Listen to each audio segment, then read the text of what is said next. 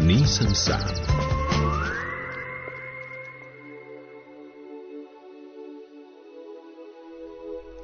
U 6 sati i 18 minuta nakon ovako veselih Gustafa krećemo na jednu temu koja neke je razveselila, ali neke bi mogla i rastužiti. Naime, zahvaljujući Vinkovačkoj udruzi Mladi protiv gladi u Gajevoj 17a u Vinkovcima prije 10 dana otvorena je socijalna samoposluga. Druga je to takva samoposluga u Hrvatskoj, prva je prije 2 godine otvorena u Rijeci. Vinkovačka samoposluga trenutno ima 400 korisnika, već se u prvim tjednima pokazalo da neće zjapiti prazna. Iza diskretnih plakatima zakrivenih vrata ljudi su strpljivo čekali u redu, no malo ih je htjelo nešto reći pred radijskim mikrofonom. S njima je bila Miruna Kastratović. Prvi puta sam došla ovdje, prinuđena sam, imam 4 djece, muž ne radi, ja ne radim i eto, živimo od centra za socijalnu skrb, dobivamo pomoć i... Kad ste čuli da je otvorena ova samoposluga, vjerojatno se probudila nada da ipak postoji neko rješenje. Socijalne radnice i pitala sam je li imam pravo, ona je rekla da dođem s rješenjem. Ja sam sad došla da vidim da li imam ili ne imam, sad ako šta dobijem, ako ne, opet dobro i eto šta sad da radim. Djeca idu u školu, sin je završio školu, posla nema, isto s nama živi i tako, teško je, a sad... Rasplakat će se. Kako ste se osjećali kad ste ušli ovdje unutra? Pa, ne znam, evo, drhtim, nije mi baš ugodno, a šta da radim. Ne znam. Pa mislim, voljela bi da imam posao, da ne moram dolaziti, da ima ljudi koji su još u goroj situaciji možda nego ja, ali... Tako je. U suradnji s Vinkovačkim centrom za socijalnu skrb, udruga Mladi protiv gladi dobila je podatak kako 395 obitelji u Vinkovcima i županiji ima prihod niži od 500 kuna na mjesec, te zadovoljavaju kriterij za dobivanje besplatnih namirnica i higijenskih potrepština u socijalnoj samoposluzi. U prvim tjednima ljudi se najčešće prijavljuju, dokazuju status i pravo na kupovinu. Nakon što im se odredi broj bodova, sami biraju hoće li pripadajući iznos hrane i potrepština uzeti jedanput ili u više puta. U svemu tome im pomažu mladi volonteri udruge. Ja dobrovoljno volontiram, zovem se Mato Jurić, umjesto da ubijam vrijeme kući, tu pomažem ljudima koji nemaju. Kako izgleda vaš radni dan ovdje? Evo, ovo je moj prvi radni dan. Znači došli ste prvi puta, znali ste kako će izgledati? Nisam znao, ali vrijedi pomoć. Kako vam se čini ovako ljudi koji dolaze? Dobro je. Atmosfera, neki dobro, nema prepiranja. Nema prepiranja, svi su strpljivi. Da. Dobro. A inače ste srednjoškolac? Završio sam srednju školu. I sad čekate, tražite posao? Da, tražim posao, trenutno nezaposlen. Aha, znači umjesto da doma čučite i čekate da posao padne s neba, odlučili ste ipak pomoći. Tražim posao i usput i ovo. Dobro, a za šta ste završili? Za trgovca. Za trgovca, pa dobro, onda super praksa za vas, jel?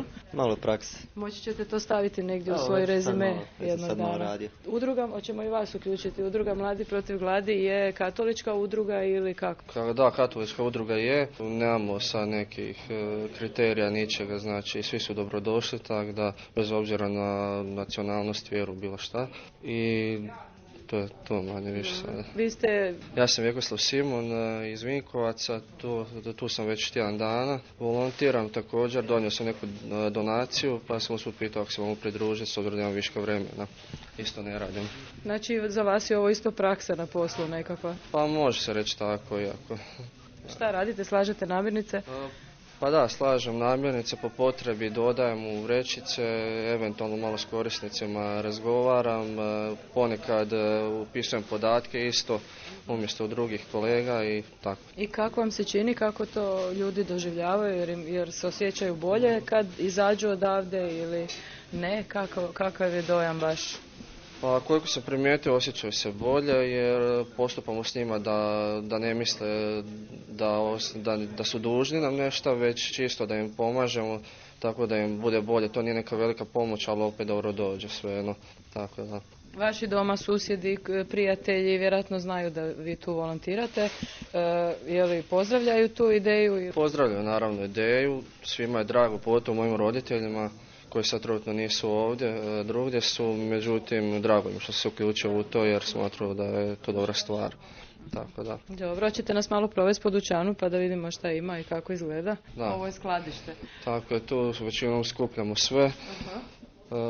Onda naprijed su police, eto tu su prednje police, manje više su sve pune, dodajemo po potrebi, proizvode isto nadopunjavamo tako što fali i odavdje u stvari punimo vrećice korisnicima kako govore što im treba. Dobro, vidim da su vrata pokrivena s papirom, vjerojatno je ljudima draže da ih svi ne gledaju. Meni nekako i odgovara što su pokrivene jer sam tako i primijetio bio.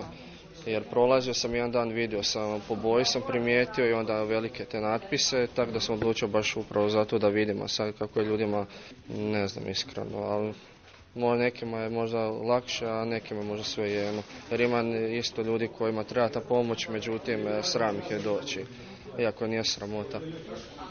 A kako ćete doći do njih? Koje je sram doći? Pa pokušat ćemo razgovorom, zašto znamo neke korisnike s kojima smo prijatelji ovako po poznanici, pa ćemo pokušati razgovorom ih nagovoriti, mislim da dođu. Tako. Dobro, vas su tu sad 4, 5, 6, 7, jel? Volontera, jesam dobro izračunala, je svaki dan tako? Pa, manje više, da, nekad bude manje, nekad više, sve ovisi o potrebi, ali inače više volontera u udruzi. Tako da se mijenjamo. Prva je socijalnu samoposlugu otvorila Rijeka. Ondje je osmišljen model za koji se u vinkovačkim mladima protiv gladi nadaju da će djelovati i u drugim gradovima. Ja sam Danijela Osredečki, isto sam volonter u udruzi Mladi protiv gladi. Pa ideja, mislim ja sad to prenosim, ali ideja je krenula počevši od uličnih svjetiljki, znači časopisa za beskućnike gdje je naša predsjednica udruge u Zagrebu pukim slučajem naišla na taj časopis, vidjela tamo neke kontakt podatke o izdavačima, javila se njima u Rijeku koji su to prodavali. Mislim, princip tih uličnih svjetiljki je da znači ljudi otkupe te časopise po cijeni od 8 kuna, od toga 4 kune ide za tiskanje, a ostatak, znači 4 kune ide njima, s tim da naravno tko god kupuje uvijek može ostaviti nešto više od tih 8 kuna, tako da što se tiče tih nekoliko, da kažem, starih članova, oni djeluju i kroz te ulične svjetiljke već nekoliko godina, neslužbeno, sad evo, znači osnivanjem te udruge smo onako oformili to pravno.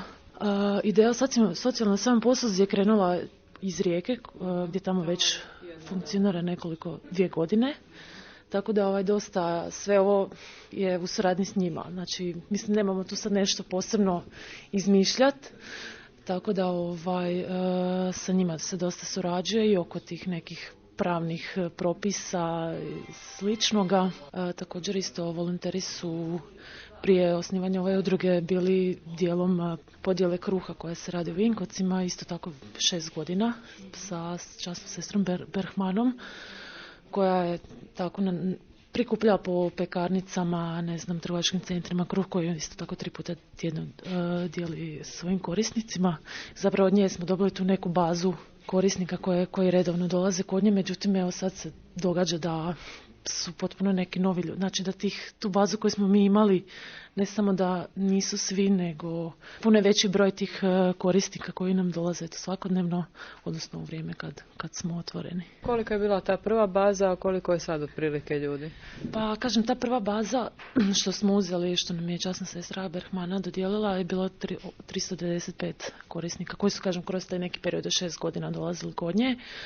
A sad kod nas evo već imam preko 60 korisnika upisanih novih, da. Fascinantno je koliko preko te Facebook grupe ljudi, čak mislim dovoljno je samo što se tiče nas volontera koji smo tamo negdje tegani ili nešto, mislim ja sam primila prije nekoliko dana poziv od rođaka iz Njemačke koji je nazvao da pohvali naš rad i to sve, tako da stvarno dosta se to proširilo baš preko Facebook grupe. Prema statistikama koje vrište gotovo sa svake novinske stranice, socijalno najugroženije osobe u Hrvatskoj su nezaposlene, starije i samohrane. Slika iz Vinkovačke socijalne samoposluge nije mnogo drugačija, kaže predsjednica udruge Jelena Gilja. To je evidencija koju mi već imamo 2 godine u udruzi, koju smo uzeli od časne Bergmane, a u suradnji sa Centrom za socijalnu skrb, onda kad primamo te ljude dalje vidjet ćemo i njihovo stanje, jer ovo je evidencija koju mi već imamo. Pored toga javilo se da je sad već možda 70-80 ljudi novih koje prvi puta vidimo, a hranu dijelimo ovisno o njihovim primanjima i po broju članova u kućanstvu. Naravno da na djeci ne štedimo. I onda dobiju određeni broj bodova na osnovu kojih sami izabiru namirnice koje je njima potrebno, dakle besplatno. U kakvoj situaciji moraju biti da mogu uopće doći u socijalnu samoposlugu u Vinkovce? Mi smo odredili to neko pravilo od 500 kuna i niže, premda se zna dogoditi, možda nećemo cjepidlačiti ako se dogodi možda 100 ili 200 kuna više primanja po članu obitelji. Znači potrebno je da imaju 500 i manje kuna po članu. I onda je to neko mjerilo, međutim od slučaja do slučaja. Znači nitko od nas se ne drži striktno pravila, nismo neka institucija koja baš mora slijediti, nego vidimo nekako po vlastitom osjećaju, procjenimo situaciju. Na kraju krajeva rekli smo najbitniji nam je taj ljudski kontakt s osobom i vidjeti možda druge načine kako im pomoći, gdje ih uputiti, možda neko pravo koje imaju, a ne znaju da ga imaju. Razgovor u biti. Evo sad na početku nam je malo gužva, s vremenom se nadamo da ćemo moći malo duže porazgovarati s njima, međutim ova 2 tjedna je stvarno jako puno ljudi pristiže, vidite da stoje vani u redovima i čekaju, tako da ovo možemo odvojiti za sada možda 10-ak minuta za njih i to je to. A s vremenom nadamo se da ćemo imati više vremena razgovarati s njim. Možda možete procijeniti koja grupa ljudi dolazi, jesu li to nezaposleni, jesu li to ljudi koji su izgubili posao, jesu li to, ne znam, samohrane majke, jesu li to stariji ljudi, branitelji, ko dolazi? Pa evo, to sad već ulazi onaj dio što smo rekli da ćemo šutiti o tome, ali uglavnom su to ljudi koji imaju niži stupanj obrazovanja, razvedeni, samohrani roditelji, nezaposleni, normalno to je svaka osoba koja tu je nezaposlena i to je to što mogu reći. Neki vidim već dobro poznajete, dosta ljudi je tu prvi puta, došli su vidjeti da li imaju pravo i tako je svaki dan. Tako je svaki dan, da. Prvi puta vidimo dosta ljudi. Oni s kojima smo do sada radili, to je tih 395 obitelji, ne osoba nego obitelji. Njih i već znamo i njih smo samo ubilježili kratko, a ove druge pokušavamo što prije upoznati i ubilježiti. Sad sam pod dojmom još ljudi s kojima sam sad razgovarala. Da bi se oni osjećali bolje i da nemaju osjećaj kao da su došli na neko strano mjesto. Ova roba po policama, to je ono što ste prikupili donacijama u školama?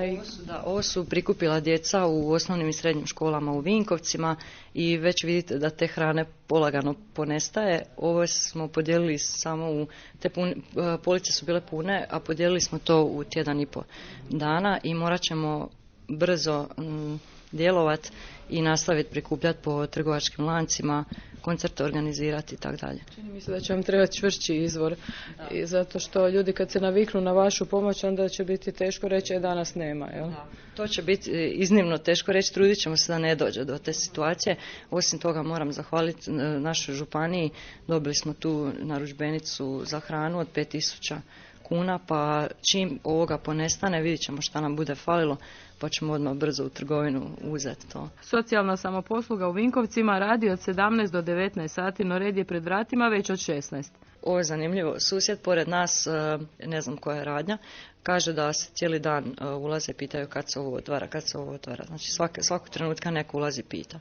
Kaže, ovako se ne može. Ja sam da ljudi izlaze sa nekim papirom, oni znači vodite evidenciju koliko je ko puta bio, da koliko puta mjesečno jedan korisnik može doći. Pa to ovisi o bodovima. Ako on dobije određeni broj bodova, ukoliko je želi iskoristiti odmah sve, što je uglavnom slučaj, može, ali može se vraćati ako hoće svaki dan. Bitno je da iskoristi te svoje bodove kako on misli da mu treba. Jel? Evo gospođa koju smo snimali rekla da ima 3-4 djece, njih 2, kako onda, koliko je to bodova i koliko je to recimo robe s ovih polica? Sad vam ovako napamet, ne znam, tamo mi stoji na stolu, ali to bi vam bilo možda neki 10 ili 12 bodova i onda se volonteri trude, ako su u pitanju djeca, dodati još neke opreme za, mislim, ili bilježnice ili za djevojčice gumice za kosu. To ljudi donose takve stvari, ali može dobiti dosta zapravo, jer poanta nije, mi ne možemo nahraniti ljude ovdje, ne možemo, to je ko, ne znam, gašenje požara sa kantom vode, Jer stvari u tome da ih malo samo poguramo i da ih saslušamo i da se uvijek mogu negdje obratiti, da mogu s nekim porazgovarati i da znaju kad su u krizi, da imaju mjesto gdje se uvijek mogu doći. Baš, a kažem, to je sve, ne držimo se striktno baš tih pravila, nego od osobe do osobe. Na muci se vide junaci, moglo bi se reći za mlade koji se bore protiv gladi i pokazuju humanost u vrijeme najgore krize. Ljudi koji dođu u Vinkovačku socijalnu samoposlugu, njihov trud znaju cijeniti. Samohrana majka, 3 djece, od toga jedno bolesno i sama sam bolesna. Eto, čula sam za tako nešto, ne mogu vjerovati da ima, da se otvorilo, bar najosnovnije da imamo. Pa makar bilo kruh i voda. I čini vam se kao nešto za vas? Jest. Kakav dojam je ostavio na vas? Prekrasan. Izuzetno lijepo. Te djeca su veća, manja, idu u školu? Svi idu u školu, svi su 3 školarci. To su onda vreće bez dna škola, jel da? Podstanar. Vi radite? Ne, podstanar, 3 djece, doplatak i otac ne plaća alimentaciju. Primamo od države 800 kuna, to su naša primanja. Živimo se i vatamo se za sve slamke što možemo. Ali neka Bože zdravlja djeci nama. Trebamo biti skromni i zahvaliti nam Isusu i dobrim ljudima što ovo daju. Mislimo da smo sad jedini grad ko što ovo imamo. Izuzetno mi je drago i sretna sam što sam u tom gradu i nije me sramota ničega. Život je život, jel? Ne, sve je to život i sve je to, kad su djeca u pitanju, ništa nije teško. Od ovih tu stvari koje imaju na policama, šta je ono što vama treba?